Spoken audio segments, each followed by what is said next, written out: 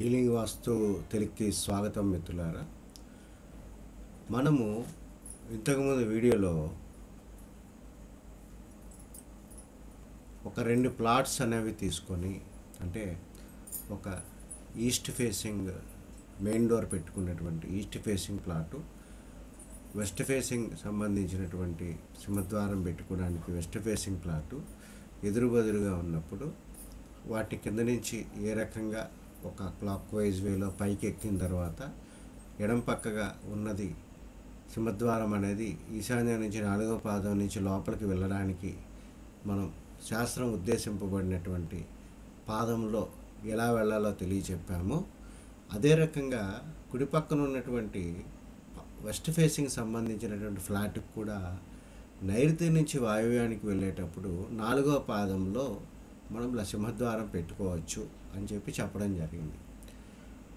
కానీ ఇందులో వాస్తుపురుష మండలి దాటిన తర్వాత ఈఎక్స్టీఎన్ ఎక్స్టెన్షన్ అని చెప్పి రాశాను నేను. అది ఈస్ట్ ఫేసింగ్కి నార్త్ పక్కనను అదే రకంగా వెస్ట్ పక్కన 2 ఎక్స్టెన్షన్స్ ఉన్నాయి. వెస్ట్ ఫేసింగ్ ప్లాట్కి కూడా నార్త్ పక్కనను ఈస్ట్ పక్కన 2 ఎక్స్టెన్షన్స్ ఉన్నాయన్నమాట. ఒకరిద్దరు నాకు కాల్ చేసి, ఏమండి ఈ రకంగా వాస్తుపురుష మండలికి ఈశాన్యాలు వాయువ్యాలు ఇలా కట్టయినాయి కదా అన్నట్టు అడిగారనమాట.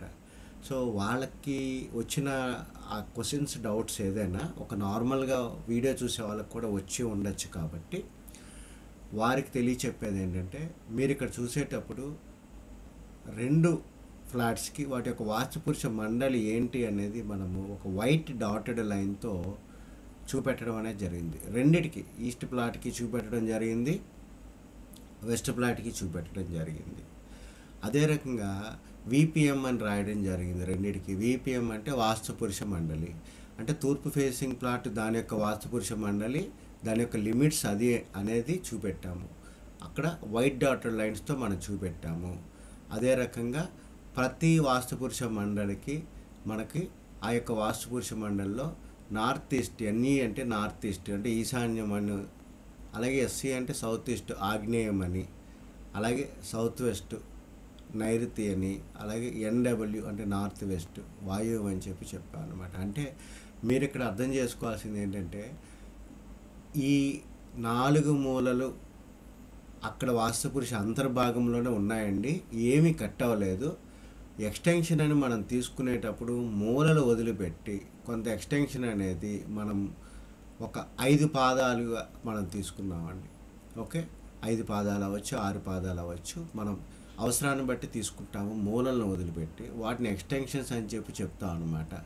అవి కూడా మనము మీకు చూపెట్టడం అనేది జరిగింది ఈస్ట్ ప్లాట్లో ఎక్స్టెన్షన్స్ ఏంటి అని.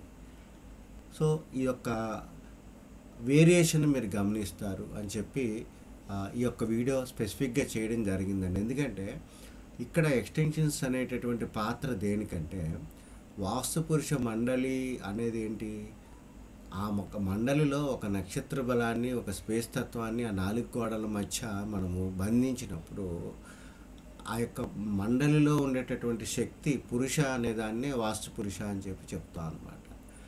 ఆ యొక్క వాస్తుపురుష అనేదే మనం లెక్కగట్టి చేసినప్పుడు అది భగవంతుడితో సమానం అండి.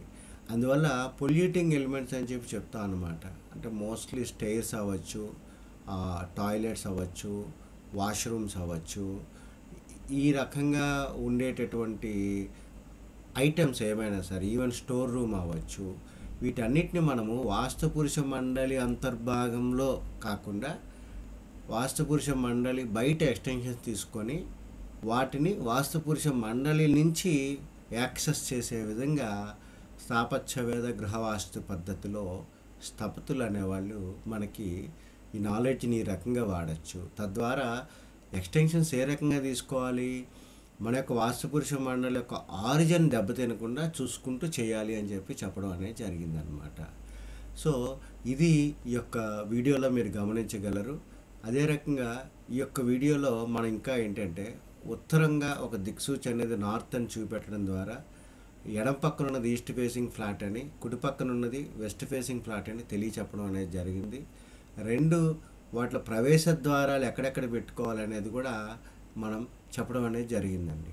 కానీ ఇప్పుడున్నటువంటి కాలమాన పరిస్థితుల్లో ఉచ్చ నీచాలు అనేది ఏర్పాటు చేసి పూర్తిగా ఈశాన్యం మూలగా ద్వారాలు పెట్టే విధంగా ఒక కల్చర్ అనేది తీసుకొని వచ్చారు.